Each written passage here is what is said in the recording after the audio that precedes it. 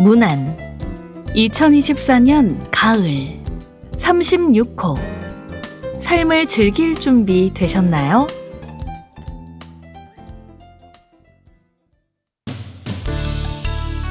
인트로 신부전 환자의 삶의 질 향상을 위한 노력 신장센터 일산병원 신장센터는 임상 경험이 풍부한 신장내과 전문의와 투석 전문 간호사 등으로 구성된 의료진이 환자 중심의 진료와 치료를 제공합니다.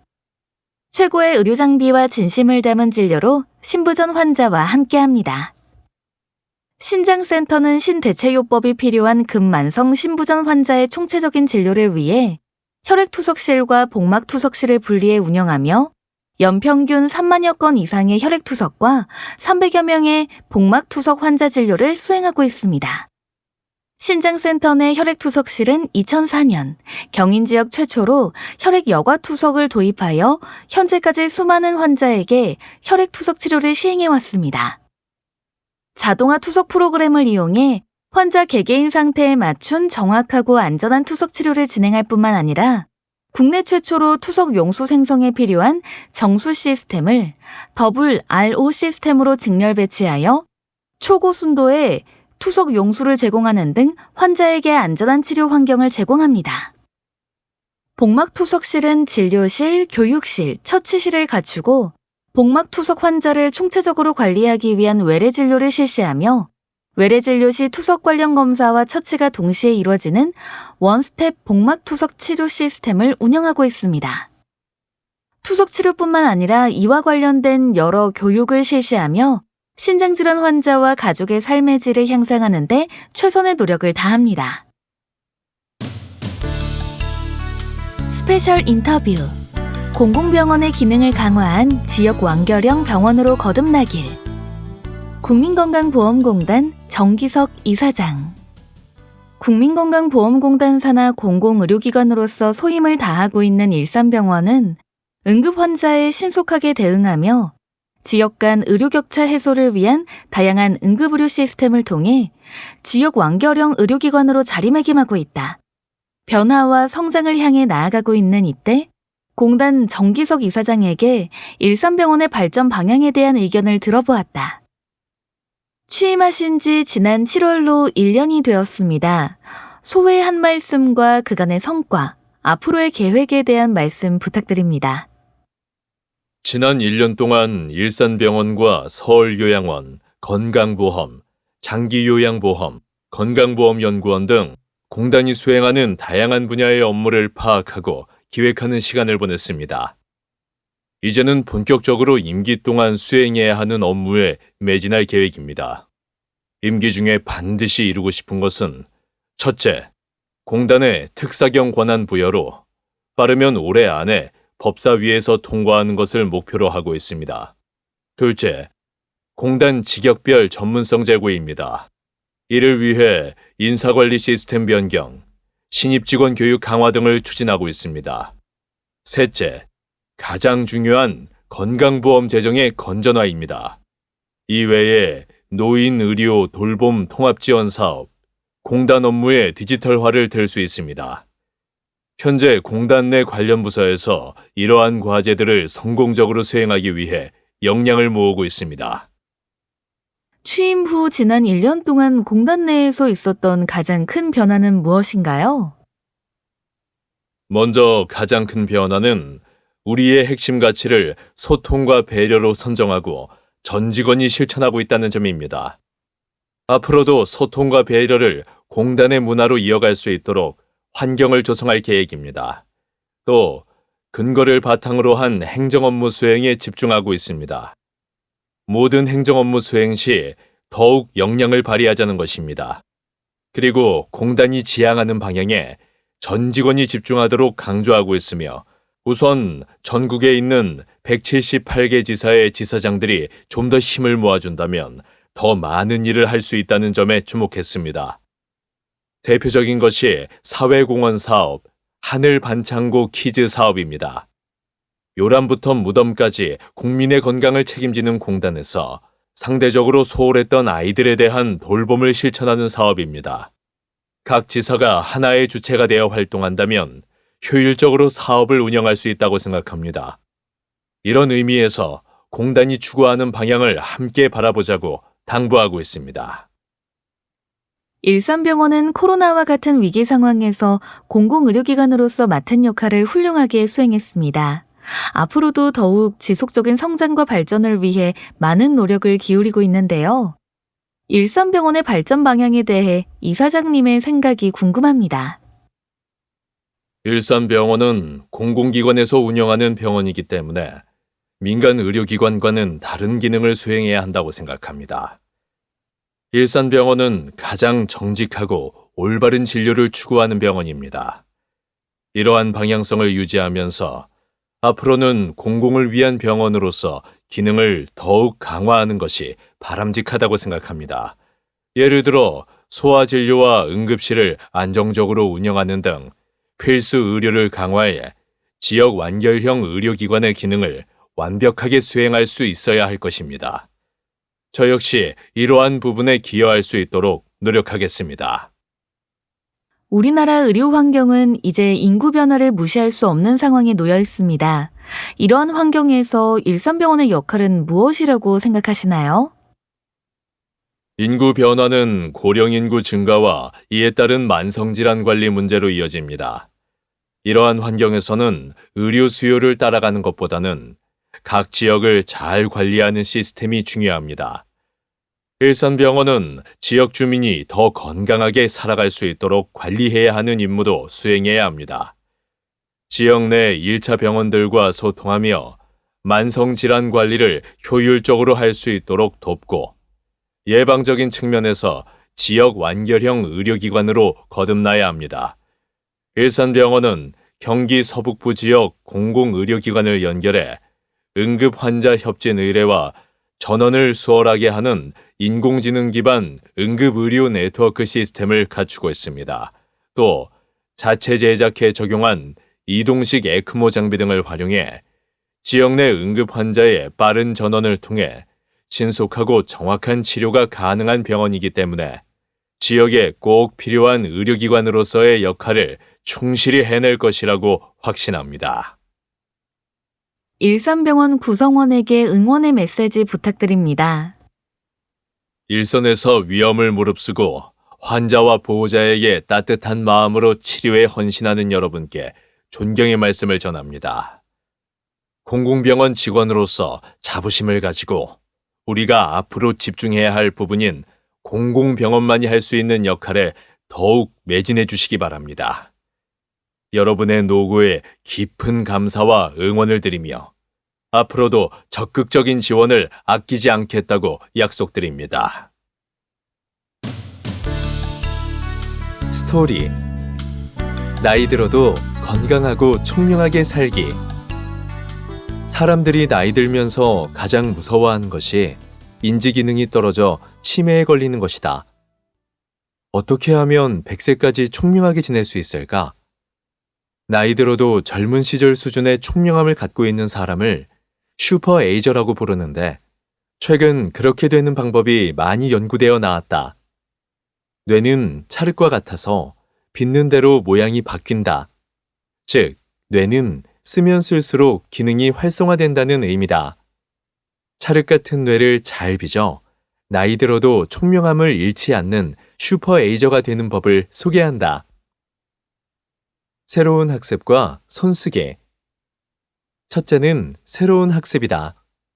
뇌는 하던 대로 하면 머리를 안 쓴다. 따라서 새로운 공부를 해야 뇌의 신경 네트워크가 커지고 탄탄해지고 활성화된다. 새로운 학습에 제일 좋은 것이 외국어 공부다. 2013년 미국 신경의학회지에 이중 언어를 구사하는 사람이 한 가지 언어만 쓰는 사람에 비해 치매 발생 위험이 낮으며 설사 발생하더라도 4, 5년가량 늦게 나타났다. 이런 사실은 영어와 불어 둘 다 공용어로 사용하는 캐나다 몬트리올 지역에서 이뤄진 연구에서도 확인됐다. 평소 모국어를 사용할 때 활성화되는 뇌 영역과 외국어를 구사할 때 활성화되는 뇌 영역이 다르다. 성인이 되어 외국어를 학습하면 평소 사용하지 않던 뇌 부위를 사용하게 되는 것이다. 외국어를 익혀두면 여행 다니며 새로운 자극을 많이 받을 수 있어서도 좋다.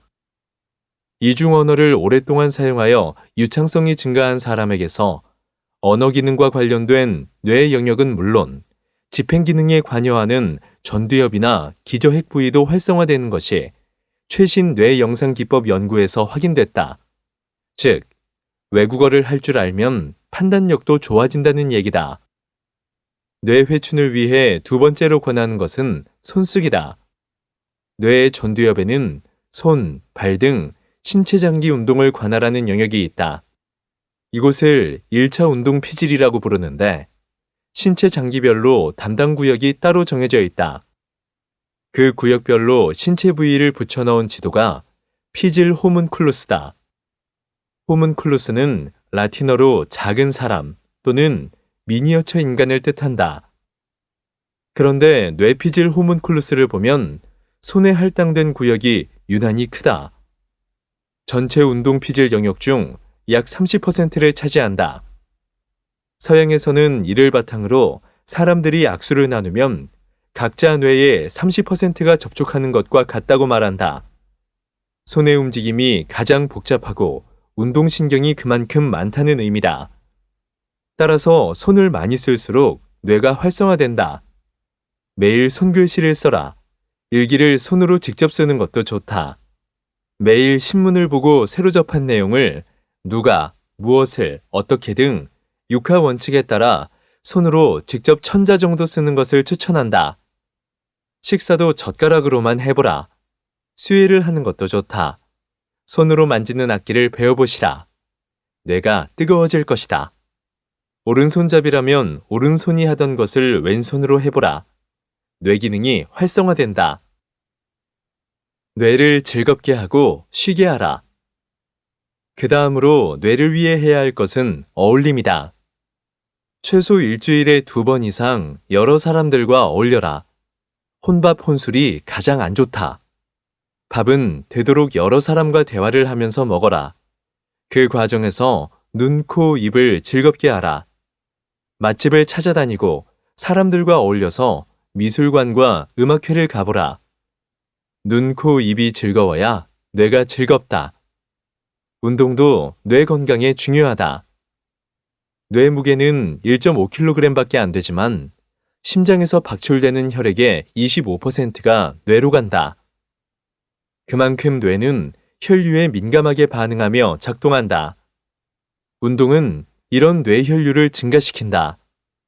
75세 미만이라면 매일 150분 정도의 경보나 배드민턴 같은 중강도 운동이 권장된다.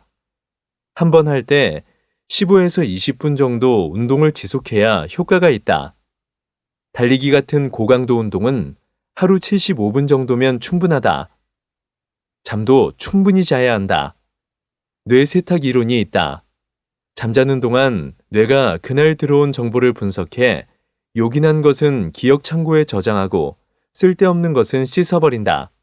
실제로 잠잘 때는 뇌 속 신경 독성 물질이 뇌 척수액으로 빠져나가는 것이 입증됐다.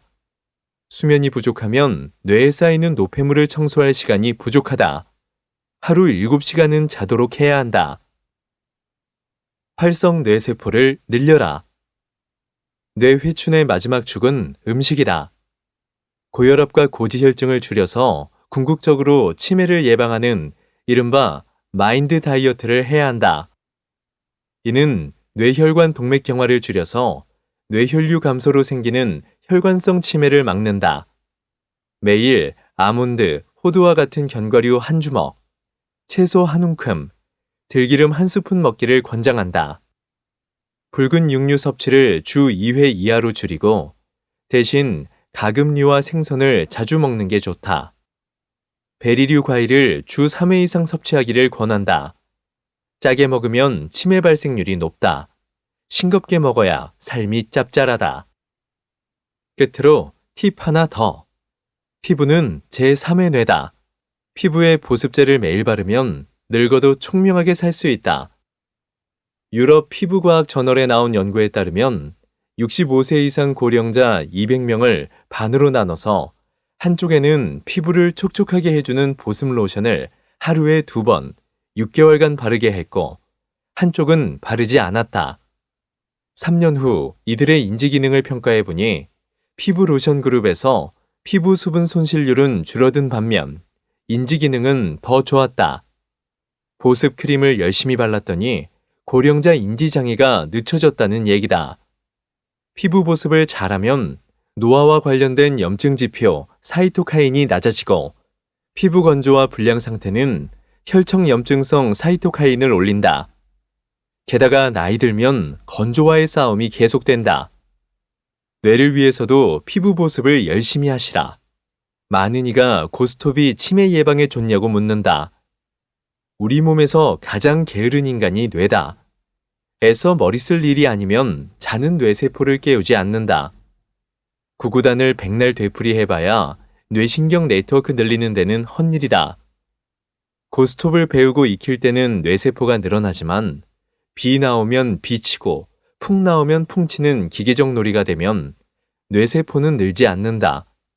고스톱 치느라 움직이지 않고 오래 앉아 있으면 되레 치매가 더 잘 생긴다. 저수지에 물을 많이 채우면 가뭄이 와도 바닥이 드러나지 않는다. 인지기능 유지도 같은 이치다. 뇌에는 뇌세포 1조 개가 있다. 50살 넘어서는 매년 1%씩 사라진다. 평소에 써먹을 수 있는 활성 뇌세포를 늘려놓으면 나이 들어도 잔량이 충분해 치매에 잘 걸리지 않는다. 오더라도 늦게 온다. 우리 모두 슈퍼에이저가 되어보자. 인포 2070년 추정 환자 수 약 334만 명 치매 데이터 중앙치매센터에서 발행한 대한민국 치매 현황 2023에 따르면 치매로 입원 또는 외래 진료, 약국을 1회 이상 이용한 65세 이상 환자는 65세 이상 노인 인구의 10.2%로 나타났다. 노인이 가장 두려워하는 질병 1위인 치매 현황을 알아본다.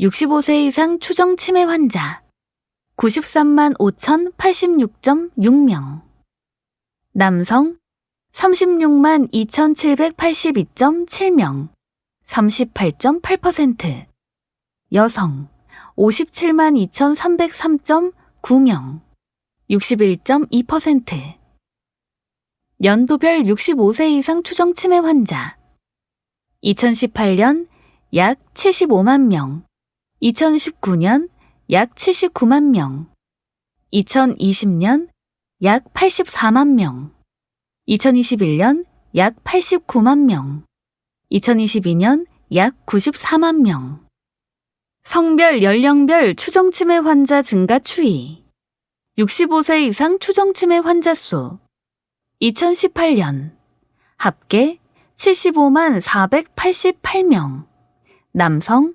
27만 4,244명 여성 47만 6,244명 2019년 합계 79만 4,281명 남성 29만 4,341명 여성 49만 9,940명 2020년 합계 84만 191.8명 남성 31만 6,426.2명 여성 52만 3,765.6명 2021년 합계 88만 6,173.3명 남성 33만 9,115.2명 여성 54만 7,058.1명 2022년 합계 93만 5,086.6명 남성 36만 2,782.7명 여성 57만 2,303.9명 연령별 추정 치매 환자 수 2018년 60세에서 64세 2만 714명 65세에서 69세 3만 2,602명 70세에서 74세 6만 9,854명 75세에서 79세 18만 8,143명 80세에서 84세 20만 8,192명 85세 이상 25만 1,699명. 2019년 60세에서 64세 22,112명. 65세에서 69세 33,981명. 70세에서 74세 73,370명. 75세에서 79세 19만 19명. 80세에서 84세 22만 1,781명. 85세 이상 27만 5,130명. 2020년 60세에서 64세 23,350.3명.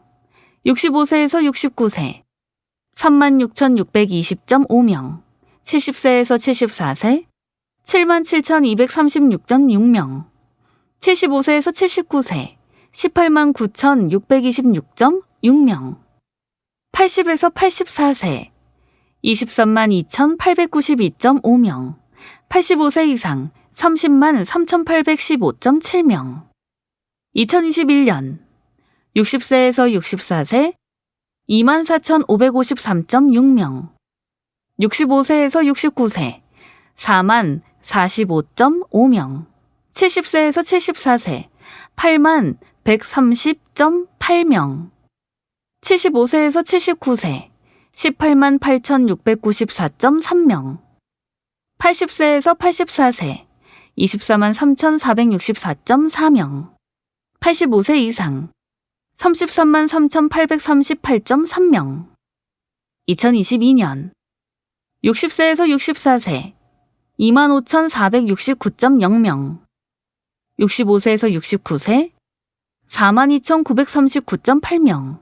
70에서 74세 82,982.3명. 75세에서 79세 18만 9,023.8명. 80세에서 84세 26만 712.3명. 85세 이상 35만 9,428.5명. 추정 치매 환자 추이. 65세 이상 추정 치매 환자 수 2022년 약 94만 명, 2023년 약 98만 명, 2024년 약 105만 명, 2030년 약 142만 명, 2040년 약 226만 명, 2050년 약 315만 명, 2060년 약 340만 명, 2070년 약 334만 명. 치매 환자 치매 관리 비용 추이. 1인당 치매 관리 비용. 2017년 2,012만 3,071원. 2022년 2,220,1,722원. 약 5% 증가. 국가 치매 관리 비용. 2017년 14조 2천억 원. 2022년 20조 8천억 원. 약 31.9% 증가.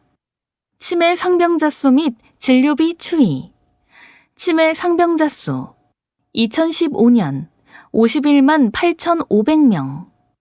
2022년 100만 77명. 51.8% 증가. 진료비 2015년 약 1조 6천억 원. 2022년 약 2조 8천억 원. 58.6% 증가. 센터. 파킨슨병 환자와 함께하는 동반자. 파킨슨병 및 운동장애 클리닉.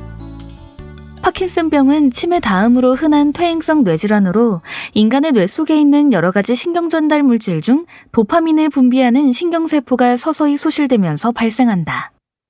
일산병원 파킨슨병 및 운동장애 클리닉은 파킨슨 전문의와 전담 간호사가 진단과 치료, 교육으로 최상의 치료 솔루션을 제공한다. 파킨슨병으로 의심되어 병원을 찾는 초기 증상은 팔이나 다리에 떨림이 있거나 움직임이 어색하고 섬세한 동작의 어려움 등이다. 주요 증상은 손발이 떨리는 진전, 몸이 굳는 강직, 행동이 느린 서동, 걸음걸이가 나빠지는 보행장애, 균형장애, 말소리가 잘 안 나오며 표정이 없어지는 것이다. 파킨슨병으로 진단되기 수년 전부터 이러한 비운동 증상이 전조 증상으로 나타나지만 대부분 이러한 증상이 파킨슨병과 연관되어 있다고 생각하지 못하는 경우가 많다. 대표적인 전조 증상은 렘 수면 행동장애, 후각소실, 변비, 소변장애, 기립성 저혈압, 주간졸림, 우울증 등이다. 렘 수면 행동장애가 있는 환자의 90% 이상은 길게는 20년 이후에 파킨슨병 혹은 파킨슨 증후군과 같은 연관질환이 발생할 가능성이 있으며 파킨슨병으로 진단되는 환자 중 30에서 50%는 렘 수면 행동장애가 동반되어 있다. 전조 증상이 파킨슨병의 선행인자일 가능성은 있으나 이러한 증상만으로 파킨슨병을 진단할 수는 없다. 병력 정치와 신경학적 진찰이 우선. 파킨슨병을 진단할 때는 신경과 전문의의 병력 정취, 신경학적 진찰이 가장 중요하다. 이 외에 뇌 자기공명 영상검사, 양전자 방출 단층 촬영 등은 파킨슨병의 진단, 파킨슨병과 혼동될 수 있는 2차성 파킨슨 증후군 등과 감별하는 데 도움이 될 수 있다. 브레인 MRI. 파킨슨 증상은 파킨슨병뿐만 아니라 원인이 다양한 2차성 파킨슨 증후군과 비전형 파킨슨 증후군에 의해 나타날 수 있으므로 이러한 원인을 배제하기 위해 브레인 MRI 검사가 필요하다. 펫. 질병 초기에는 환자의 증상과 뇌 MRI 소견만으로 파킨슨병과 비전형적 파킨슨 증후군을 구분하기 어려운 경우가 많다. 이때 기능적 뇌 영상검사인 포도당 양전자 단층 촬영과 도파민 운반체 양전자 단층 촬영이 도움이 될 수 있다. 파킨슨증을 보이는 환자의 감별을 위해서 환자 상태에 따라 2가지 검사를 모두 시행하기도 하고 한 가지만 시행하기도 한다. 이외에 환자의 증상에 따라 혈액검사, 인지기능검사, 자율신경계 검사, 수면검사 등을 시행하며 이러한 평가들은 환자들의 추후 치료나 예후를 평가하는 데 도움이 된다. 파킨슨병 운동장애 자가진단 테스트. 1. 가만히 있을 때 입술, 턱, 손, 팔 또는 다리가 떨립니까? 2. 걸을 때 발을 끌거나 걸음의 폭이 좁아졌습니까? 3. 평소 일상활동에서 움직임이 느려졌습니까? 4. 스스로 혹은 다른 사람들이 보기에 걸을 때 팔을 잘 흔들지 않습니까? 5. 목소리가 작아졌습니까? 6. 얼굴이 무표정해졌습니까? 7. 전보다 냄새를 잘 못 맡습니까? 8. 꿈을 꿀 때 말하거나 소리를 지르거나 욕하거나 크게 웃는 일이 발생합니까? 9. 걷기 시작하거나 방향을 바꿀 때 발이 바닥에 붙은 것처럼 잘 안 떨어진 적이 있습니까?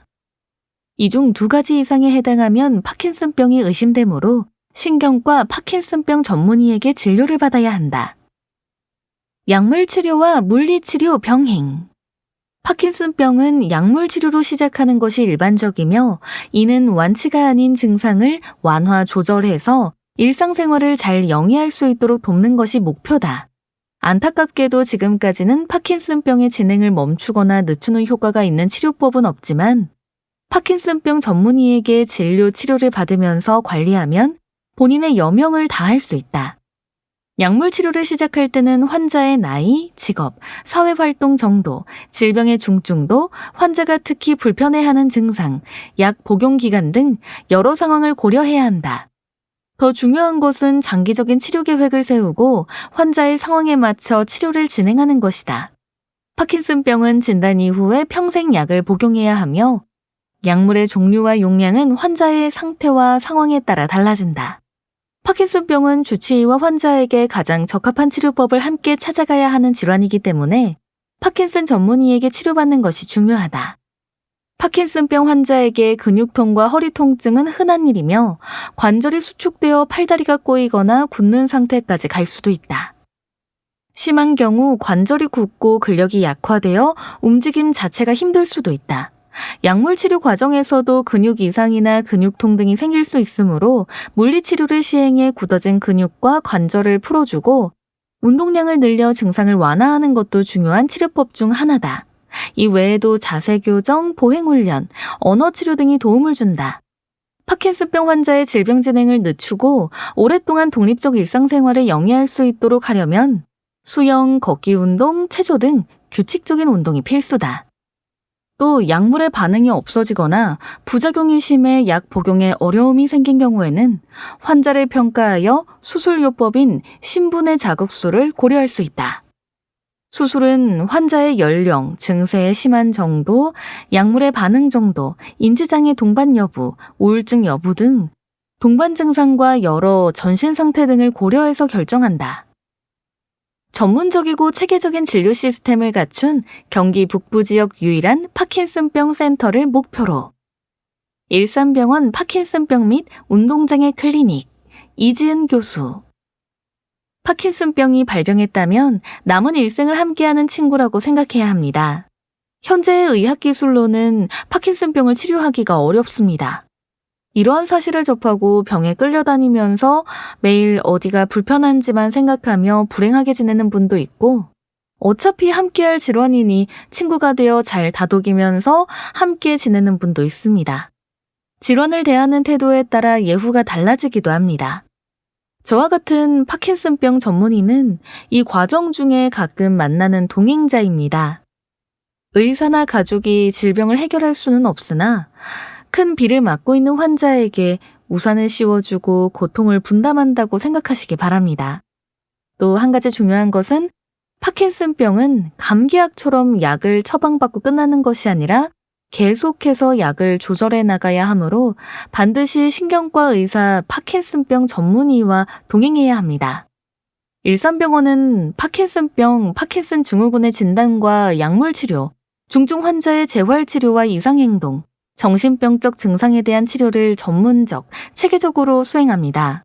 신경과 신경외과, 재활의학과, 정신건강의학과와 협업해 입원 치료, 외래 진료에 힘쓰며 경기 북부 지역의 유일한 파킨슨병 센터로서 환자 보호자들과 함께 하겠습니다.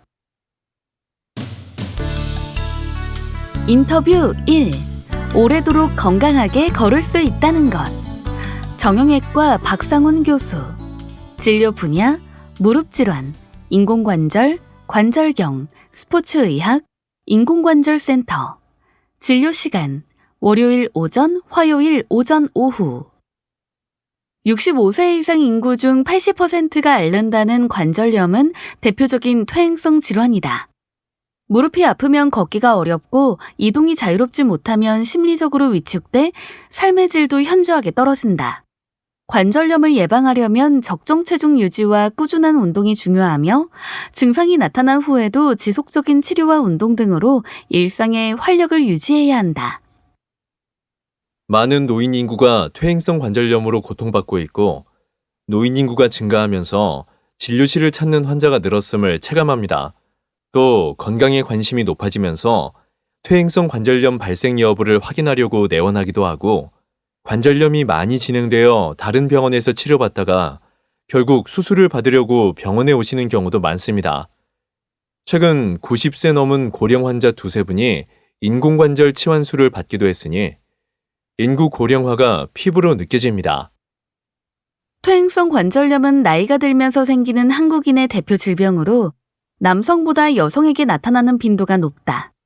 여성의 무릎 관절 연골 두께가 남성보다 얇고 근육량이 적어 무릎 연골에 가해지는 부담이 상대적으로 크기 때문이다.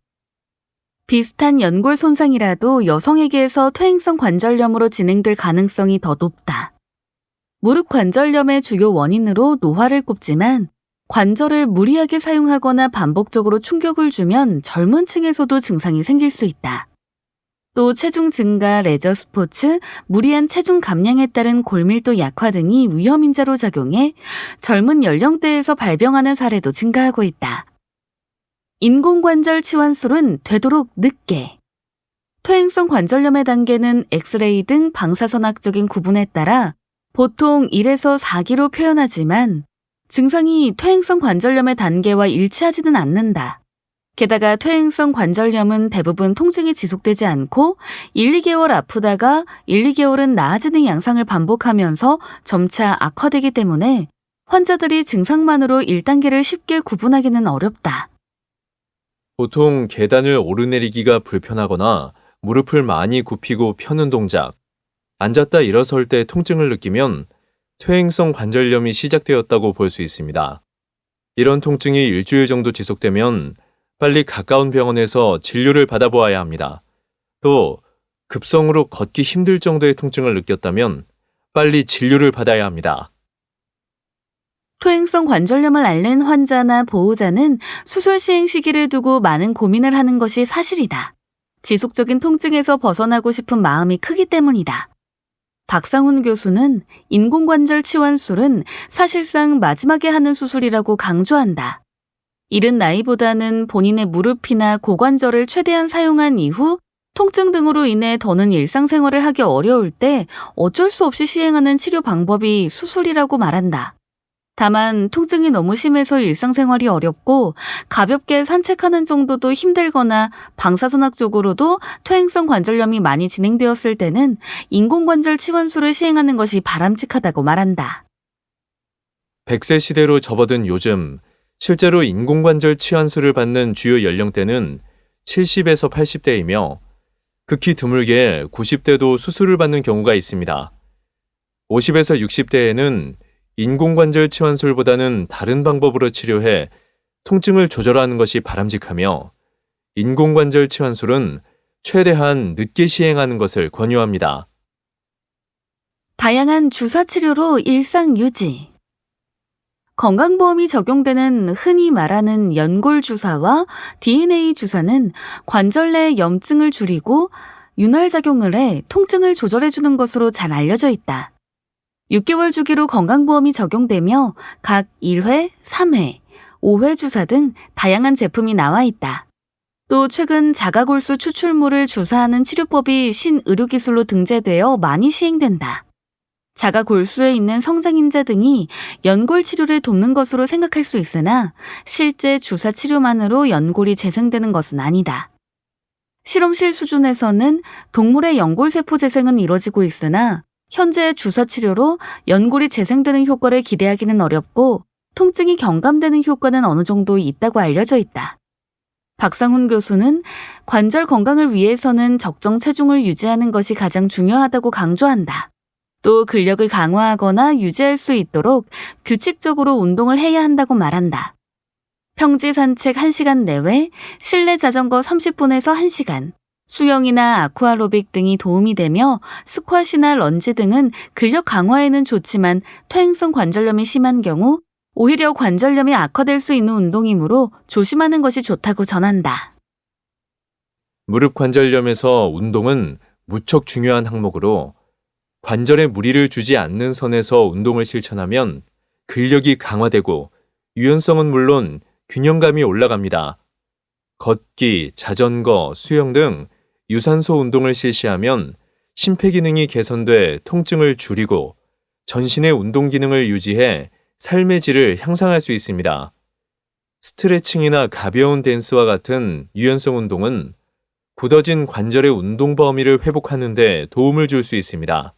특히 운동 전에 스트레칭을 충분히 하면 경직된 근육으로 인한 손상을 줄이고 운동 중에 느끼는 통증을 완화할 수 있습니다.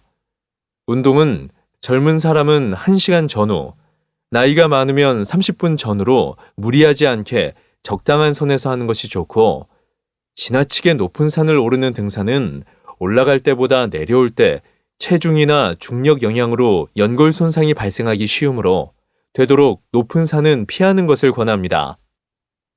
통증 개선에 일상을 영위할 수 있도록.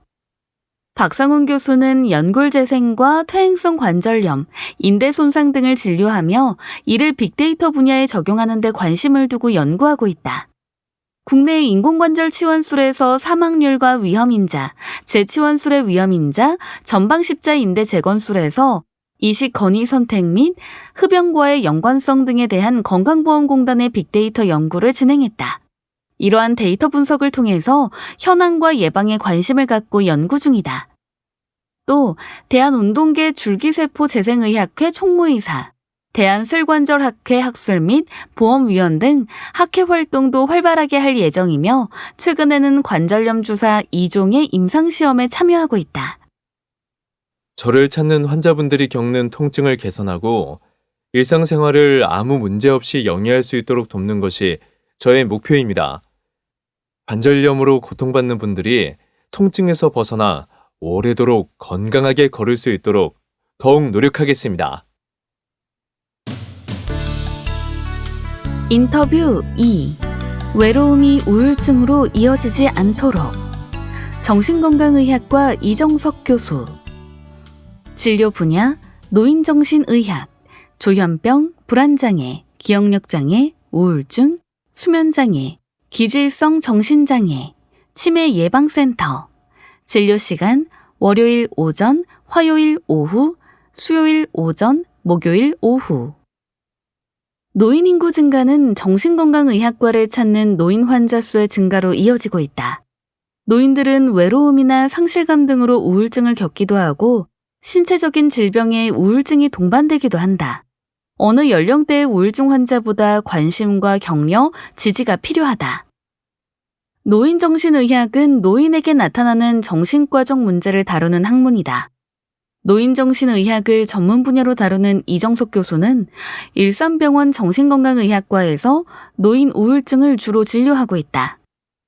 노인에게 빈번한 정신질환으로는 우울증, 치매, 정신병, 불면증 등이 있다. 노인의 정신의학적 질병은 신체적 질환이나 복용하는 치료 약물의 영향도 고려해야 하므로 일반적인 정신질환과는 다른 방법으로 접근해야 한다. 일반적인 우울증과 다른 노인 우울증. 노인 우울증은 일반적인 우울증과는 다른 특성을 보입니다. 의학적 검사상 별다른 이상이 없는데 복통, 두통, 관절통, 기력 저하, 식욕 감소 등을 호소하는 경우 노인 우울증을 의심할 수 있습니다.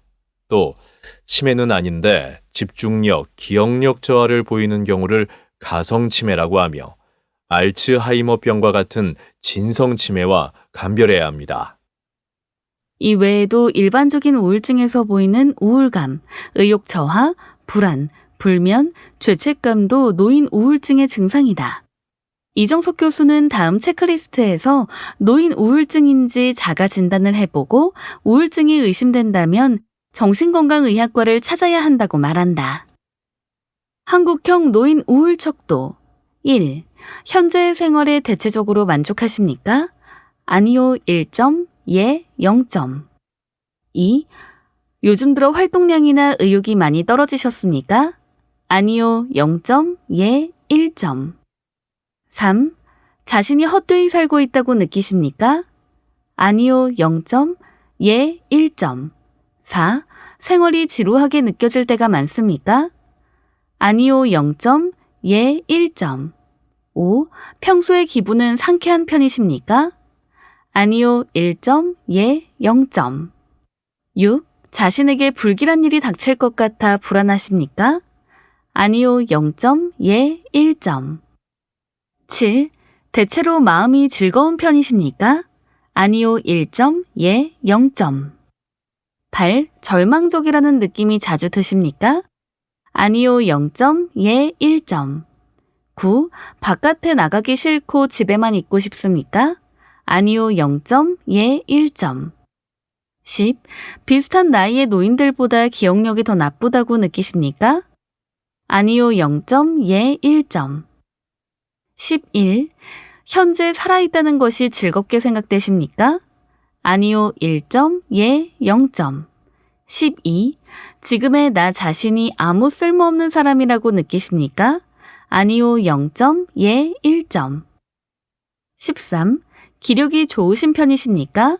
아니요 1점, 예 0점. 14. 지금 자신의 처지가 아무런 희망도 없다고 느끼십니까? 아니요 0점, 예 1점. 15. 자신이 다른 사람의 처지보다 더 못하다고 느끼십니까? 아니요 0점, 예 1점. 최근 일주일 이내의 증상을 기준으로 응답하고 합계가 6점 이상인 경우 전문가 상담이 필요합니다. 외로움이 주된 원인으로 작용. 노인 우울증도 일반적인 우울증과 마찬가지로 유전, 신경생물학적 요인, 사회심리적 요인 등 여러 원인이 복합적으로 작용해서 발생하는 것으로 알려져 있다. 그런데 특히 노인 우울증에서 자주 언급되는 원인에는 사별처럼 사랑하는 사람과 헤어지는 것, 가족, 친구들과 교류가 줄어들면서 느끼는 외로움이 있다. 노인 우울증을 진단하는 특별한 기준이 있는 것은 아닙니다. 일반적인 우울증과 마찬가지로 우울감, 흥미 감소, 식욕 감소, 불면 등 우울증에 해당되는 증상이 있는지를 정신건강의학과 의사가 평가하고 진단을 내리게 됩니다. 치료법에는 항우울제 등을 사용하는 약물 치료와 정신치료가 있으며 필요한 경우에는 전기경련 치료, 반복적 경두계 자기자극술 등 특수치료도 시행합니다. 우울증 환자들은 계속 부정적인 얘기를 하거나 전혀 활동을 하지 않으려고 하는 등 증상 때문에 이전과는 다른 행동을 하기 때문에 가족들과 다툼도 잦다. 이정석 교수는 이러한 행동은 환자들의 뜻이라기보다는 증상이기 때문에 가족들이 증상을 비난하기보다는 어려움을 충분히 들어주고 이해, 공감, 격려해주는 것이 좋다고 조언한다. 또 정신건강의학과 치료를 잘 받도록 독려하고 혹시나 자살 생각을 심각하게 하는 등 위험한 경우에는 반드시 의사에게 알려야 한다고 말한다. 다양한 활동과 건강 유지로 예방. 노인 우울증을 예방하려면 첫째, 술과 담배를 멀리하고 규칙적으로 생활하며 꾸준히 운동해 신체적 건강을 유지하는 것이 중요하다. 신체적 질환이 악화되면 이 또한 노인 우울증의 원인이 될 수 있기 때문에 당뇨, 고혈압, 고지혈증 등 만성질환도 꾸준히 관리해야 한다. 둘째, 사회적 관계를 유지해 나가는 것도 중요하다. 노인들은 여러 가지 상실을 경험하고 이 때문에 우울증이 생기는 경우가 많다. 배우자, 친구 등의 죽음을 경험하면서 사회적 지지체계가 줄어 우울증의 원인이 될 수 있으므로 종교활동, 친목활동 등으로 사회적 관계를 유지하는 것이 우울증 예방에 도움이 된다. 셋째, 다양한 활동을 해야 한다. 복지기관, 노인대학, 평생교육기관 등에서 새로운 것을 배우거나 취미생활을 하고 재취업이나 자원봉사 등을 하면서 다시 한번 삶에 대한 인식을 갖는 것이 중요하다고 조언한다. 노인 돌봄에 대한 연구. 이정석 교수는 2008년부터 시행된 노인 장기 요양보험이 노인들의 정신적, 신체적 건강에 어떠한 영향을 미쳤는지 데이터를 분석하고 있다. 연구에 힘써 더 나은 노인 돌봄 정책이 시행될 수 있도록 도움을 주고 싶다고 한다. 또 정신적으로 힘들어하는 어르신에게 의학적인 도움을 주는 정신건강의학 전문의로서 더욱 성장하겠다는 다짐도 잊지 않았다. 메디컬 심내혈관 질환 골든타임 사수를 위하여 일산병원 심내혈관질환센터. 암을 제외하면 우리나라 사망 원인 1위를 차지하는 심내혈관 질환.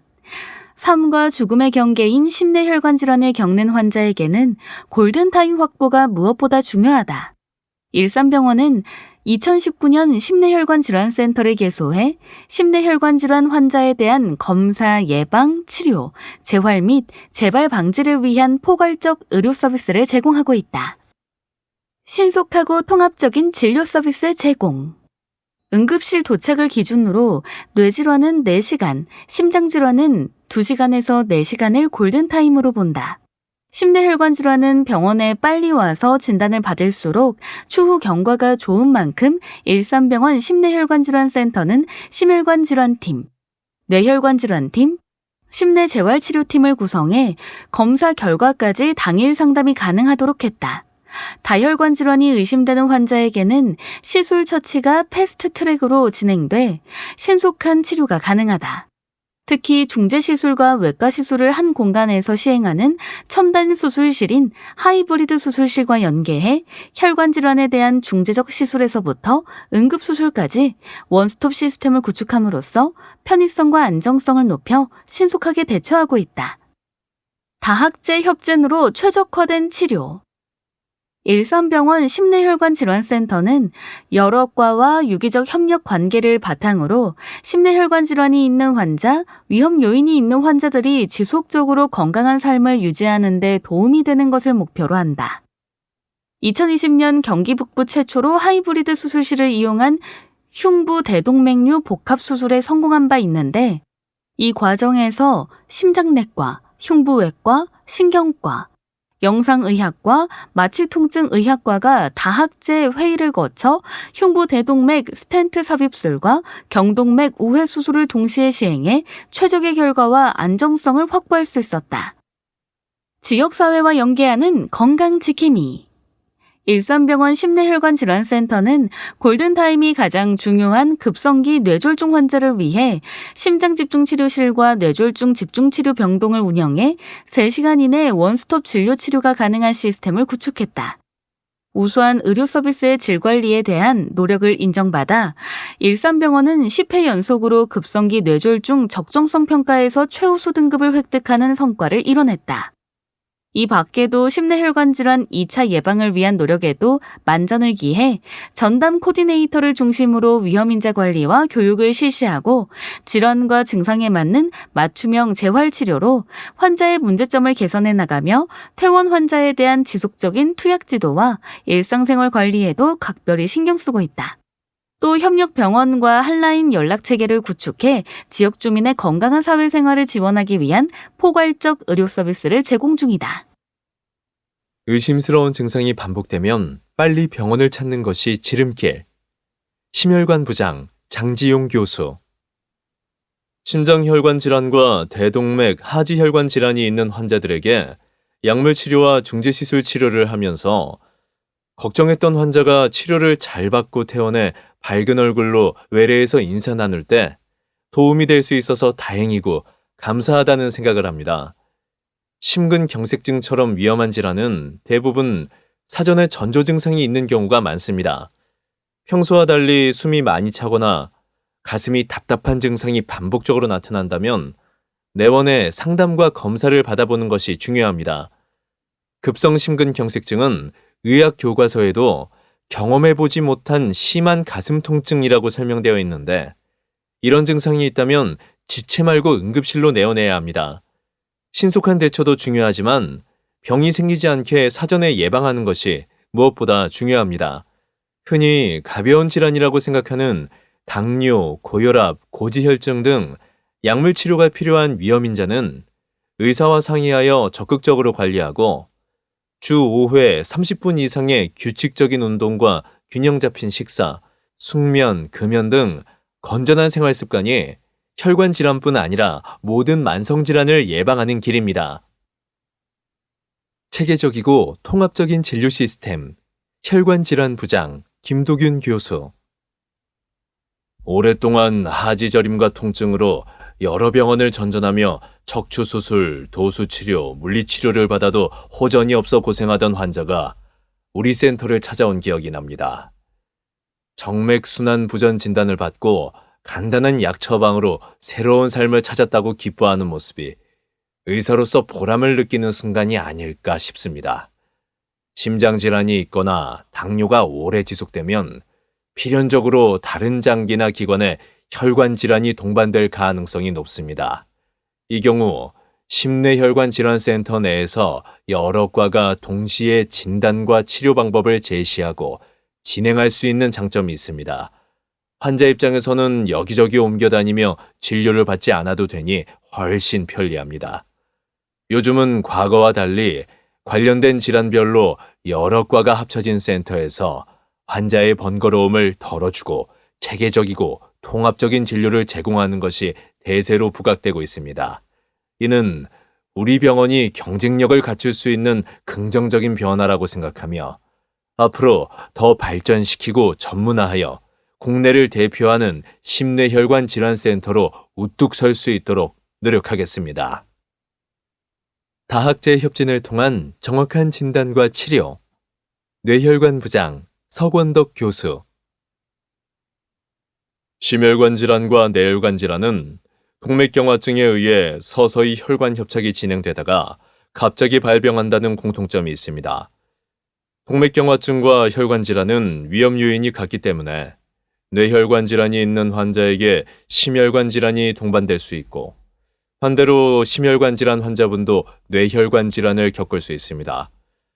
우리 센터에서는 각 과에서 진료한 환자분들에게 다른 혈관 질환이 있는지 확인하고 필요한 경우에 협의 진료를 의뢰하는 등 협력 관계가 잘 이루어집니다. 시술이 필요한 환자에 대한 의견을 공유하고 때로는 환자 한 명에게 동시에 시술하기도 하는 등 환자분들의 심내혈관 질환의 발병 또는 재발을 방지하고자 최선의 진료를 하기 위해 노력하고 있습니다. 심내혈관 질환의 특징은 평소에 특별한 증상을 느끼지 못하던 사람에게 갑자기 증상이 나타날 수 있습니다. 그러므로 평소 고혈압, 당뇨병, 고지혈증 등 위험 요인이 있다면 특별히 느끼는 증상이 없어도 꾸준히 관리해야 합니다. 이러한 환자분들이 일산병원 심내혈관 질환센터를 찾아주시면 최적의 진료를 통해 건강을 유지할 수 있도록 도움을 드리겠습니다. 클리닉 1. 65세 이상 유병률 25.6%. 노인에게 더 위험한 만성 폐쇄성 폐질환.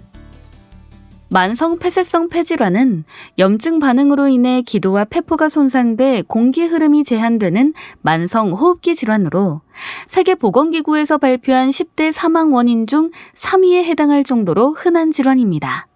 건강보험심사평가원에서 발표한 적정성 평가 결과에 따르면 40세 이상에서 만성 폐쇄성 폐질환 유병률은 12.7%이나 65세 이상 노인의 유병률은 25.6%로 나타나 나이가 많아질수록 유병률이 높아진다고 알려져 있습니다. 호흡 알레르기 내과 정은기 교수, 진료 분야, 천식, 만성 폐쇄성 폐질환, 결핵, 호흡기 감염, 진료 시간 월요일 오후, 수요일 오전, 목요일 오후. 흡연은 만성 폐쇄성 폐질환을 일으키는 중요한 원인 중 하나이며 이 외에도 대기오염, 직업성 노출, 폐성장 이상, 유전 등이 원인으로 작용할 수 있습니다. 따라서 인구 구조가 고령화되고 대기오염이 심각해지는 우리나라에서는 만성 폐쇄성 폐질환이 지속적으로 증가할 것으로 예측됩니다. 그러나 질환의 심각성과 유병률에 비해서 만성 폐쇄성 폐질환에 대한 인지율은 매우 낮습니다. 질병관리청 통계에 따르면 만성 폐쇄성 폐질환 유병자 중 진단을 받은 사람은 2.5%에 불과한 것으로 나타났습니다. 초기에는 증상이 심하지 않아 기침, 가래 등이 약하게 동반될 수 있으나 악화되면 계단 오르기, 장시간 보행 시 숨이 찰 수 있으며 이로 인해 일상생활에 제약을 받게 됩니다. 특히 노인들은 호흡기 증상이 나타나도 나이로 인한 것으로 생각하며 폐기능이 심각하게 저하된 뒤에나 병원을 찾는 경우가 많습니다. 따라서 호흡기 증상이 나타난 초반부터 적극적으로 검사해 만성 폐쇄성 폐질환을 확인 후 약물 치료를 실시하면 폐기능이 호전되며 악화를 예방할 수 있습니다. 이는 폐기능이 지속적으로 악화되는 노인 환자에게 더 중요할 수 있습니다. 만성 폐쇄성 폐질환 노인 환자의 일상 수칙. 첫째, 흡연자라면 금연이 가장 중요합니다. 흡연은 만성 폐쇄성 폐질환의 위험인자로 금연하면 폐기능 저하를 늦출 수 있고 급성 악화가 줄어든다고 알려져 있습니다. 혼자서 금연이 힘들다면 본원 가정의학과에서 운영하는 금연 클리닉을 이용하거나 보건소에서 금연 상담 후 금연을 도와주는 약물 등을 처방받는 방법이 있습니다. 둘째, 정기적으로 병원 진료와 검사를 받아 본인의 현 상태에 맞는 흡입기와 약물을 처방받는 것입니다. 특히 만성 폐쇄성 폐질환이 급성 악화되면 적절한 치료를 하지 않을 경우 폐기능 저하가 더 심각하게 일어날 수 있습니다. 주기적으로 병원에 내원하고 증상 악화 시에는 즉시 진료를 받아 치료 계획을 조정해야 합니다. 셋째, 감염은 만성 폐쇄성 폐질환 급성 악화의 주된 요인 중 하나이므로 감염 예방을 위해 독감과 폐렴 예방 접종을 정기적으로 맞는 것이 좋습니다. 특히 노인들은 면역력이 약해 더 쉽게 감염될 수 있으므로 예방 접종이 필수입니다. 환절기에는 외출 후 손 씻기, 마스크 착용 등 기본적인 위생 수칙을 철저히 지켜야 합니다. 예방과 조기 발견 필요. 만성 폐쇄성 폐질환을 예방하기 위해 지켜야 하는 생활 수칙 항목도 위와 유사합니다. 젊을 때부터 만성 폐쇄성 폐질환이 생기지 않도록 하려면 원인 인자 제거가 필수입니다. 젊을 때부터 금연하고 간접 흡연에 노출되는 것을 피해야 합니다. 실내 공기질을 유지하기 위해 주기적으로 환기를 하고 공기청정기를 사용하는 것이 권장됩니다. 또 미세먼지가 심한 날에는 외출을 자제하고 마스크를 착용하는 것이 좋습니다. 직업적으로 유해한 화학물질이나 먼지에 노출될 가능성이 있다면 보호장비를 착용하고 위험성을 최소화하는 조치를 취해야 합니다. 나이가 들면서 폐 기능이 떨어질 수밖에 없기 때문에 젊을 때부터 주기적으로 유산소 운동과 호흡 운동을 실시해 폐 활량을 늘리면 폐 기능이 떨어지는 속도를 늦출 수 있습니다. 균형 잡힌 식사를 하고 스트레스를 줄이는 것도 만성 폐쇄성 폐질환을 예방하는 데 도움이 될 수 있습니다. 정기적인 건강검진 또한 필수적이며 40세가 넘으면 건강검진에서 흉부 엑스레이 검사 등을 확인하여 변화가 있을 경우 호흡기 내과에 내원하여 필요한 검사들을 추가적으로 진행해 만성 폐쇄성 폐질환을 조기에 발견하는 것이 중요합니다. 정기적인 진료와 적절한 약물 치료 필수. 만성 폐쇄성 폐질환은 노년기에 발병할 가능성이 높은 질환으로 정기적인 진료와 적절한 약물 치료를 받아야 하며 이와 더불어 금연과 감염 예방이 중요합니다. 젊을 때부터 꾸준히 예방 노력을 기울이면 만성 폐쇄성 폐질환 발병을 줄일 수 있으며 노년기에도 삶의 질을 높일 수 있습니다. 노인 만성 폐쇄성 폐질환자의 일상 수칙, 금연 필수, 금연이 어렵다면 금연 클리닉을 통해 약물 복용, 정기적 병원 진료, 증상에 맞는 호흡기와 약물 치료, 독감과 폐렴 예방접종 필수. 클리닉 2. 노년 세대 건강을 위협하는 근감소증. 아무리 강조해도 지나치지 않은 소중한 근육. 고령화 사회로 접어들면서 노년층의 건강관리가 중요한 화두로 떠올랐습니다. 그 중에서도 근감소증은 단순히 근육의 감소를 넘어 삶의 질과 생명까지 위협하는 심각한 문제로 대두했습니다. 근감소증은 나이가 들면서 자연스럽게 찾아오는 질환이지만 적절한 예방과 관리로 충분히 발생 시기를 늦추고 극복할 수 있습니다. 가정의학과 박영민 교수, 진료 분야, 호스피스, 건강증진, 위내시경검사 등, 노인건강증진, 만성통증 암센터, 암평생건강클리닉, 진료시간 월요일 오후 암센터, 화요일 오후, 목요일 오후, 금요일 오후, 토요일 순환근무. 근감소증이란?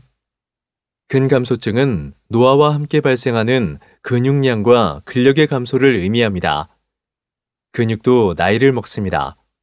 근육량은 30대 후반부터 서서히 감소하기 시작해 50대에 이르면 보통 매년 1~2%씩 손실되고 70대에 이르면 급격히 가속화되어 신체 기능 저하와 삶의 질 악화를 초래할 수 있습니다.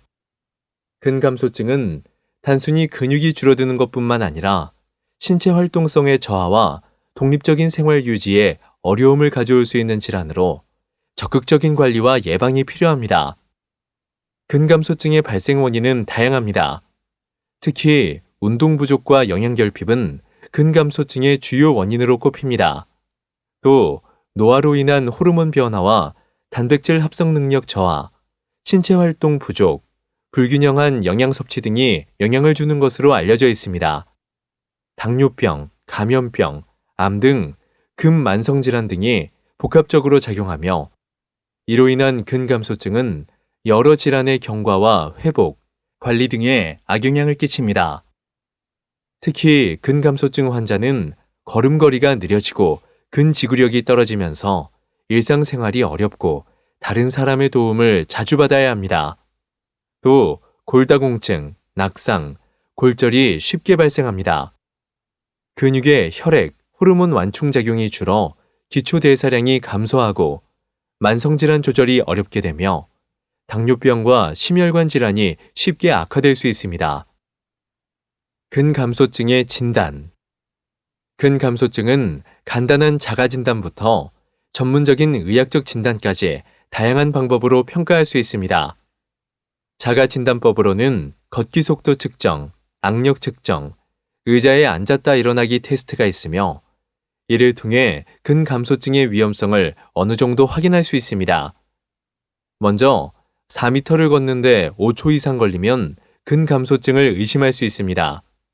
또 악력을 측정해 남성의 경우 26kg, 여성의 경우 18kg 미만일 때 근감소증 위험이 높다고 판단합니다.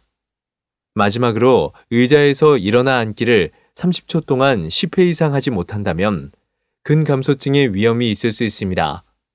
이외에도 전문적인 진단법으로 이중에너지 X선 흡수법과 생체전기 임피던스 분석법을 이용해 신체의 근육량을 정밀하게 측정할 수 있습니다. 400m, 6분 보행 검사 등을 실시해 보행 속도를 측정하기도 합니다. 이러한 진단 방법들은 근감소증의 정도를 정확하게 파악하고 맞춤형 치료 계획을 세우는 데 유용합니다. 운동, 영양, 삶의 만족도 유지. 근감소증은 적절한 관리와 예방을 통해 충분히 늦추고 극복할 수 있습니다. 근력 저하나 근감소증이 나타나면 증상 악화에 영향을 미치는 요인을 찾아 동반 질환을 확인한 후 그 원인을 제거하는 것이 가장 중요합니다. 그 중에서도 의학적으로는 원인이 될 만한 약물 복용 여부, 질환 여부를 확인해야 하며 골다공증, 낙상, 연화장애 등도 함께 관리해야 합니다. 근감소증 예방을 위해서는 꾸준한 운동이 필수입니다. 운동은 근육량과 근력을 유지하고 낙상 위험을 줄이는데 중요한 역할을 합니다. 특히 저항 운동과 유산소 운동, 균형 운동을 병행하는 것이 효과적입니다. 영양 관리도 필요합니다. 근육 생성을 위해 단백질 섭취는 필수입니다. 체중 1kg당 최소 1.2에서 1.5g의 단백질을 섭취하는 것이 권장됩니다.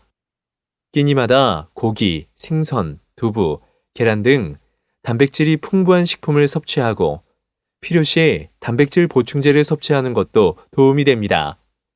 최근에는 산양 단백질이 노년층에게 인기를 끌고 있습니다.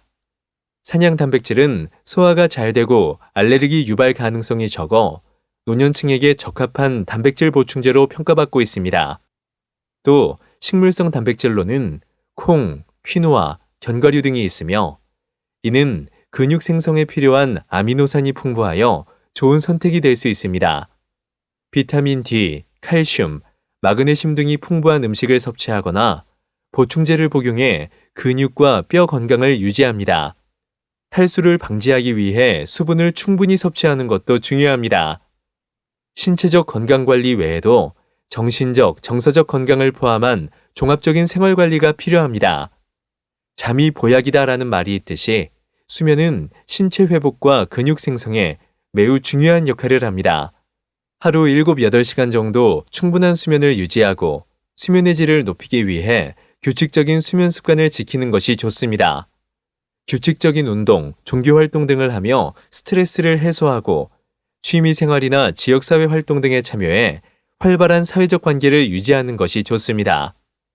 이러한 활동은 정신건강을 유지하고 삶의 만족도를 높이는 데 도움이 됩니다. 근감소증은 나이가 들면서 자연스럽게 발생하는 질환이지만 적절한 예방과 관리로 충분히 발생 시기를 늦추고 극복할 수 있는 질환입니다.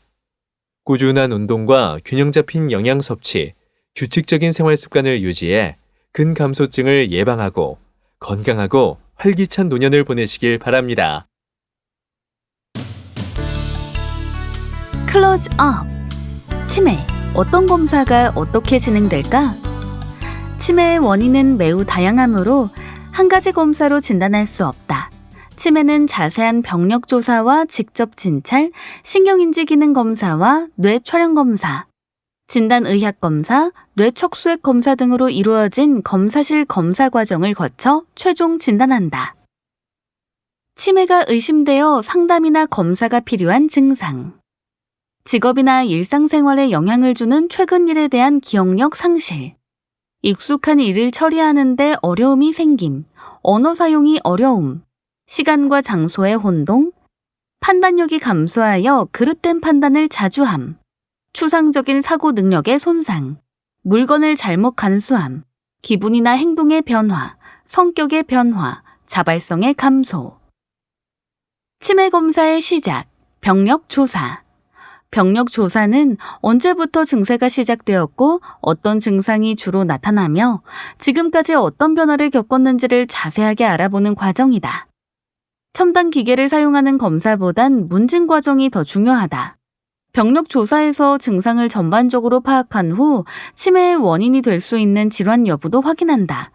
고혈압, 당뇨, 고지혈증, 급격한 체중 변화, 과거의 신체 질환, 뇌 손상 여부, 알코올이나 다른 약물 중독 여부 등을 파악하는 것은 정확한 진단을 위해 필요하다. 신경정신 현상을 평가하는 직접 진찰. 직접 진찰은 신체 검사, 신경학적 검사, 정신상태 검사 등 3가지로 진행한다.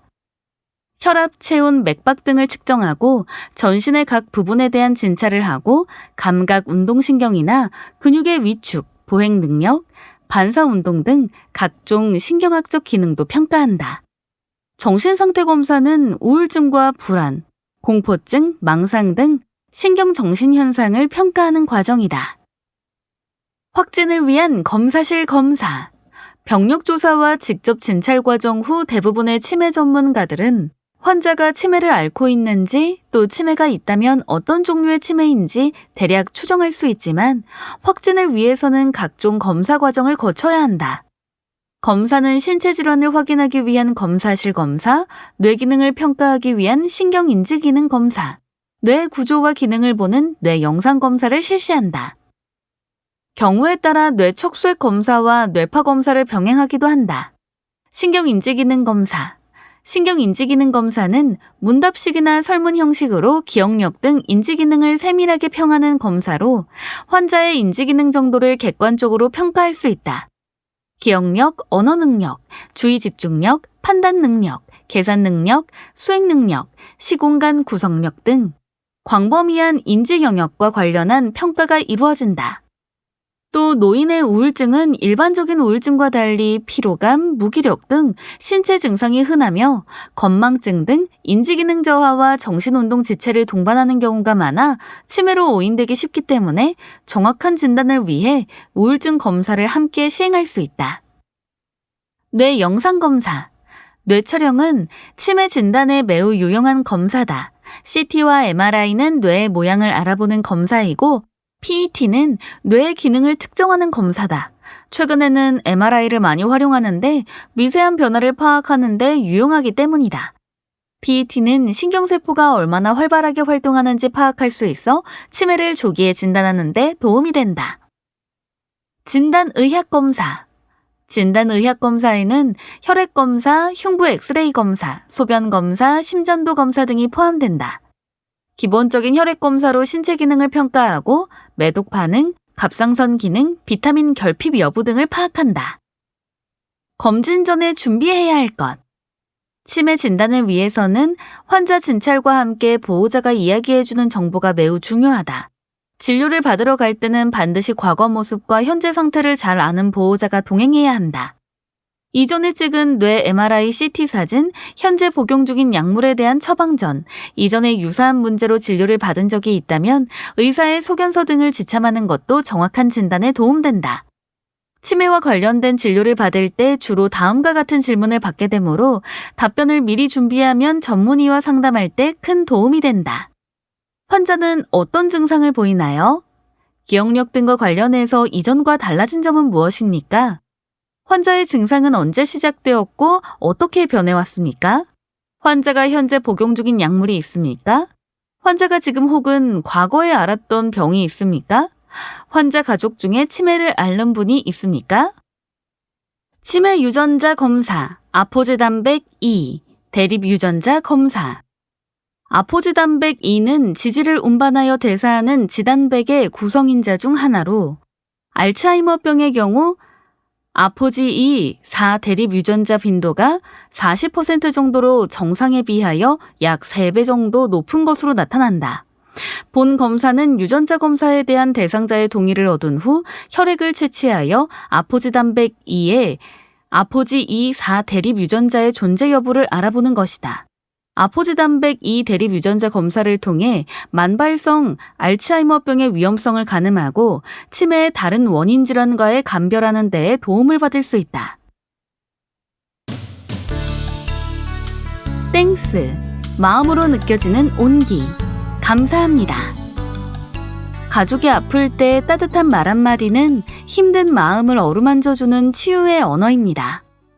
내 가족을 돌보듯 진심을 다하는 손길은 환자와 보호자의 마음까지 치료해줍니다. 일산병원에 전해온 환자와 보호자의 감사 인사는 의료진의 마음을 따뜻하게 합니다. 투 일산병원. 장호열 선생님 병원이라 외친 어머니. 어머니가 디스크 수술을 하시고 입원하셨는데 사는 게 뭔지 바쁘다는 핑계로 잘 보살펴드리지 못했습니다. 얼마나 큰 수술이었는지도 모르고 그저 잘 되었다는 말에 안도했습니다. 심을 8개나 박은 대수술인지도 알지 못한 채 어머니의 안위만 살피고 교수님께 감사 인사도 제대로 전하지 못했습니다. 부실한 자식 대신 저희 어머니를 잘 치료해 주셔서 감사합니다. 매일 진찰하시며 세심하게 체크해 주셔서 감사합니다. 어머니가 선망 증상이 있을 때 여기가 무슨 병원이냐고 여쭈어 보면 장호열 선생님 병원이라고 또렷하게 말씀하셔서 간호사 선생님과 같이 듣고 웃었습니다. 교수님 성함은 가슴속에 오래오래 간직하실 것 같습니다. 건강하십시오라는 한마디. 뇌 MRI 검사를 하고 신경과 진료에서 결과를 듣기로 한 날 고혈압도 있고 아버지가 뇌경색으로 쓰러지신 가족력도 있어서 결과를 기다리는 일주일 동안 걱정도 많았고 불안했습니다. 결과를 들을 때 긴장할 수밖에 없었는데 뇌 영상을 보여주시며 알기 쉽고 자세하게 설명해 주셔서 놀란 가슴을 쓸어내렸습니다. 교수님께 인사하고 돌아서는 순간 김규식 선생님의 우렁찬 한마디가 들렸습니다. 건강하십시오. 의사 선생님께 그런 인사는 처음 들어본 것 같고 의사가 환자에게 전할 수 있는 최고의 인사라고 느껴졌어요. 전문가가 그렇게 덕담을 해주시니 앞으로 정말 건강할 것 같고 위로도 되고 감동이었습니다. 김규식 선생님도 건강하십시오. 감사합니다. 마음을 먼저 토닥여주신 이윤호 교수님. 5월 30일에 뇌동맥류 코일 색전수를 받았습니다. 올해 3월 19일 건강검진센터에서 종합검진을 받고 4월 말경에 뇌동맥류로 진단받아 많이 놀랐고 두려웠습니다. 가족들의 권유로 일산병원에 진료 예약을 하고 5월 10일 진료실에 들어섰을 때도 두려움이 컸는데 괜찮을 거예요. 치료해 봅시다. 라는 말씀에 용기가 생겨 수술 예약을 했습니다. 교수님께서 어떤 방법으로 치료할지 정확한 진단을 위해 뇌혈관 조영술을 권하셔서 검사를 받았습니다. 상세하고 자세한 설명을 듣고 바로 코일 색전술과 스텐트술을 했습니다. 수술 후 3주가 되었네요. 이제 일상생활 속에서 감사하는 하루하루를 보냅니다.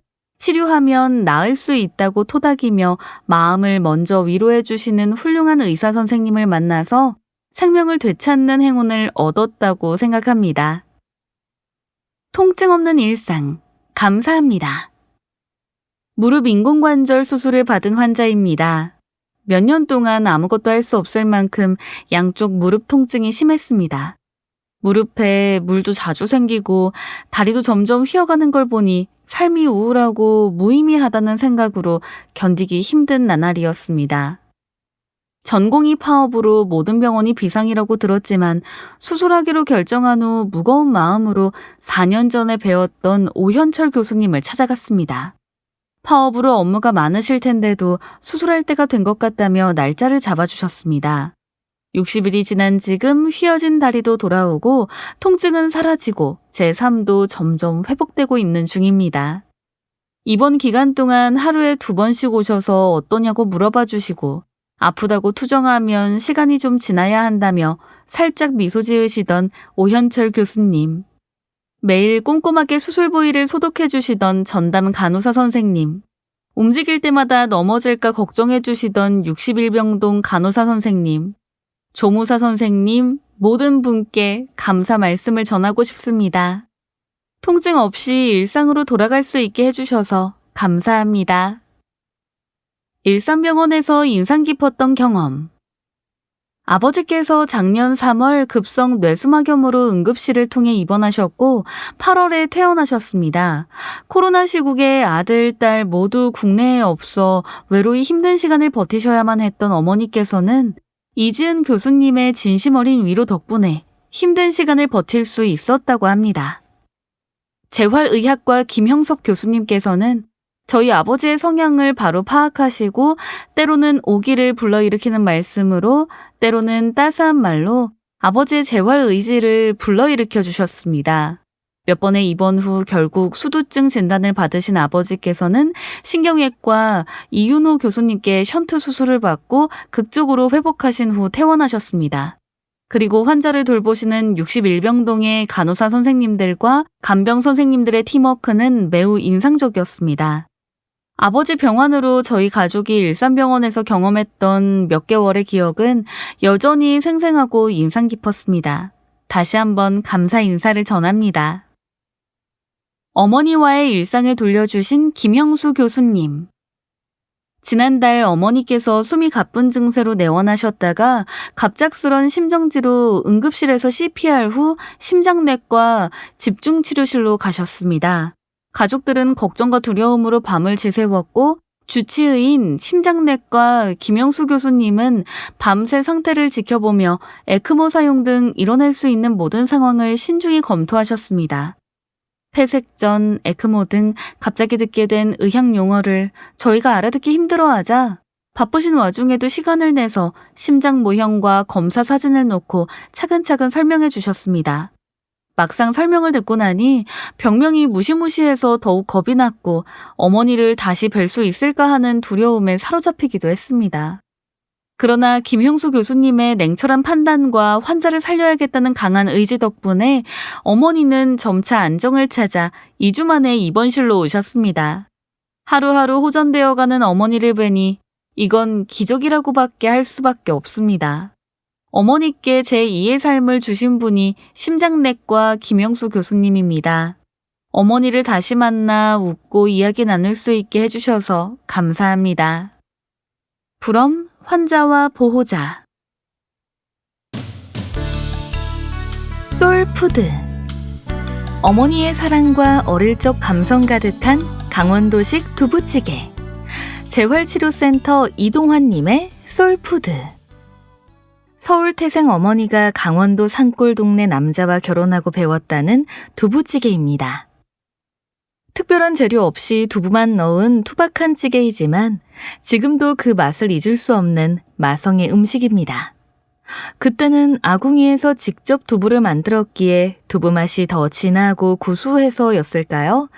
지금까지 많은 두부찌개를 먹어보았지만 어머니가 끓여주신 강원도식 두부찌개가 최고입니다. 진한 들기름 향이 코끝에서 느껴지고 칼칼한 국물과 담백한 두부가 입맛을 돌게 만들었어요. 그때의 감성과 어머니의 사랑이 더해진 강원도식 두부찌개. 저의 솔푸드입니다. 강원도식 두부찌개.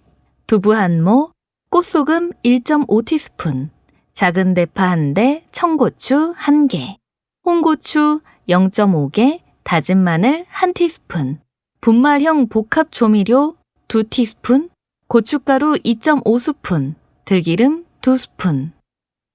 1. 대파와 고추는 어슷 썬다. 2. 두부는 먹기 좋은 크기로 썰어 냄비에 나란히 담고 물을 두부보다 약간 높게 붓고 끓인다. 3. 꽃소금, 다진 마늘, 분말형 복합 조미료, 고춧가루를 순서대로 넣는다. 4. 20분 정도 끓이다가 바글바글 끓으면 1의 파와 고추를 넣는다.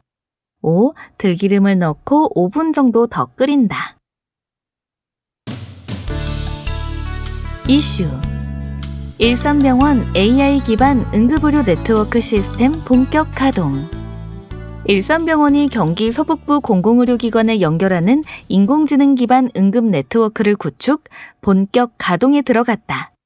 응급 환자를 최적화된 시스템으로 안전하게 이송하는 지역 완결형 필수 의료체계 구축의 일환으로 지역 간 의료 격차를 해소할 것으로 기대를 모은다. 인공지능 기반 응급의료 네트워크 시스템은 한 번의 클릭으로 응급환자 협진 의뢰와 의뢰된 환자 상태를 파악할 수 있는 혁신적 클라우드 HIS, 긴박한 상황에서 의사결정을 지원할 정도로 선도적인 의료 AI 솔루션, 시공간을 초월해 지속적으로 환자 모니터링을 제공하는 AI 앰뷸런스가 결합된 올인원 시스템이다. 최적화된 시스템으로 안전하게 이송. 일산병원은 2023년 5월 과학기술정보통신부로부터 인공지능 기반 의료 시스템 디지털 전환 지원 사업 수행기관으로 선정된 이후 관내 의료기관 이용률 향상을 위해 경기 서북부 공공의료기관에 연결하는 인공지능 기반 응급의료 네트워크 구축에 나섰다.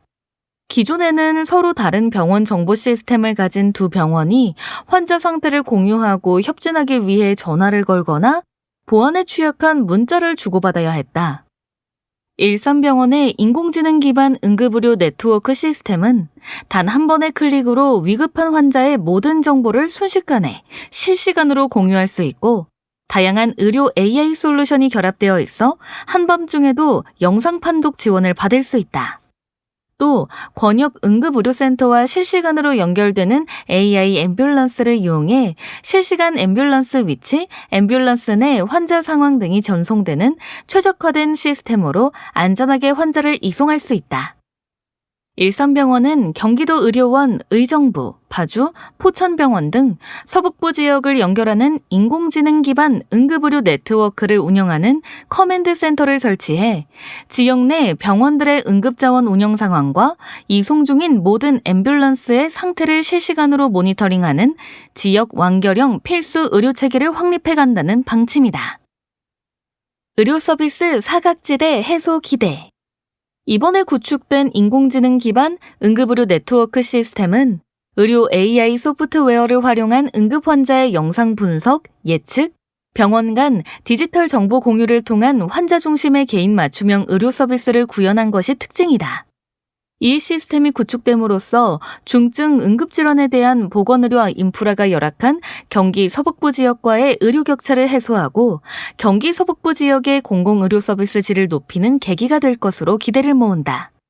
일산병원은 이 시스템을 고도화해 심혈관 질환뿐만 아니라 뇌혈관 질환, 중증 외상 등 기타 응급질환까지 확대 적용하고 4P 의료를 구현한 텔리 ER 솔루션으로 고도화해 전국에 확산 보급할 계획이다.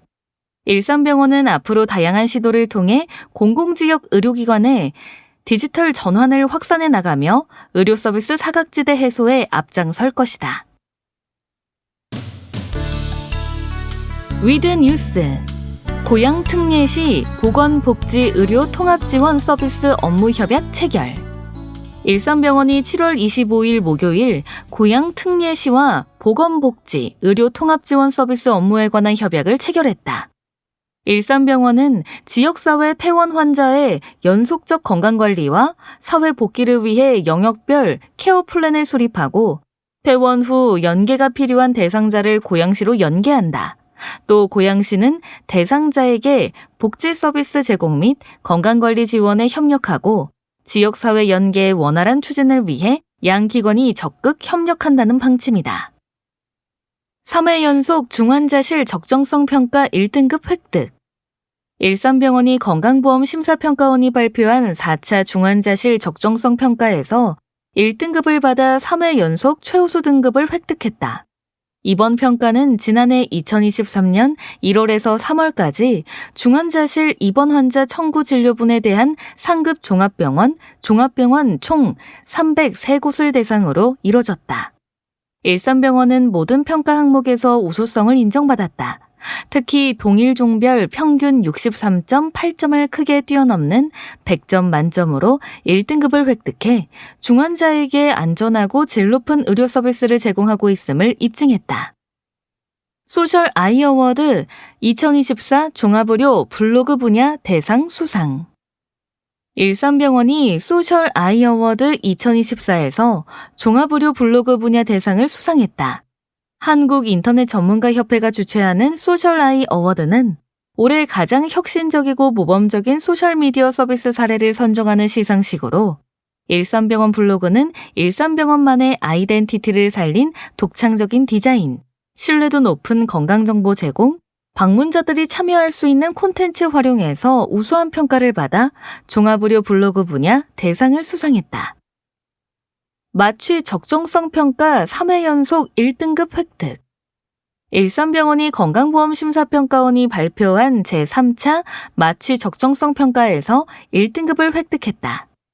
마취 적정성 평가는 마취 영역의 의료질 개선 및 마취 환자 안전관리 기반 마련하기 위해 시행되고 있으며 일산병원은 1차 평가를 시작으로 3차까지 3회 연속 1등급을 획득했다.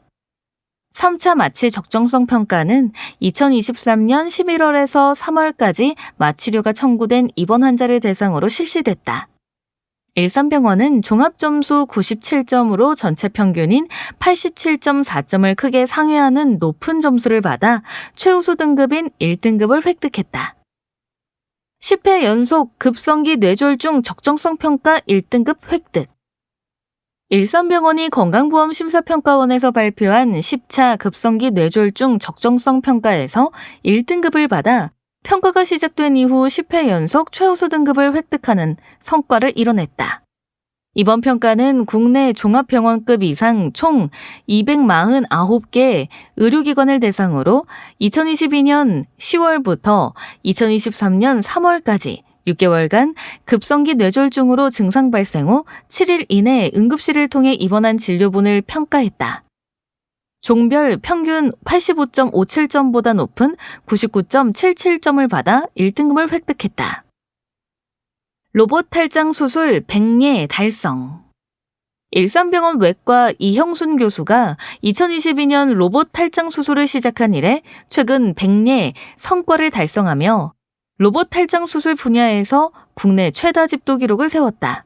일산병원은 탈장 수술 중 80% 이상을 복강경 또는 로봇 수술과 같은 최소 침습 수술을 적용함으로써 환자들의 수술 후 통증을 최소화하고 빠른 회복을 돕는다. 또 섬세한 수술이 필요한 고난도 탈장 수술에서 로봇 탈장 수술을 시행하며 치료 성공률을 더욱 높이고 있다. 정기석 공단 이사장 일산병원 비상대응 현장 점검.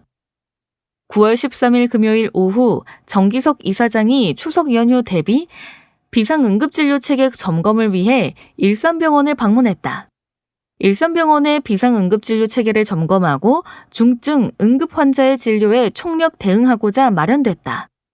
정기석 이사장은 일산병원 응급의료센터 비상대응 계획을 보고받고 일산병원의 권역응급의료센터를 비롯하여 신생아 집중치료실, 응급집중치료실, 소아청소년과 외래 등을 둘러보고 현장 관계자들을 격려했다. 환자 치유 및 힐링을 위한 전시회 개최. 일산병원은 9월부터 12월까지 4개월간 치유 팔레트를 주제로 한 미술품 전시회를 개최한다. 일산병원과 경기문화재단 주관으로 진행되는 이번 전시회는 병원을 찾는 환자에게는 예술작품으로 심리적 안정을 돕고 경기 지역 예술가 자립을 위한 미술품 수요 활성화에 기여하고자 마련됐다.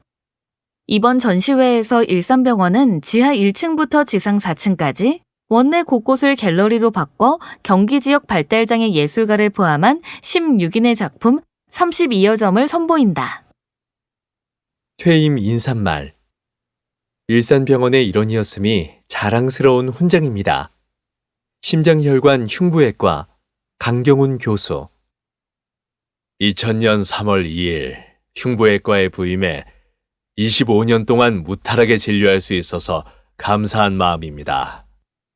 환자 치료에 대해서 감히 쓰자면 자서전 한 권이 부족할 정도로 최선을 다했다고 자부합니다.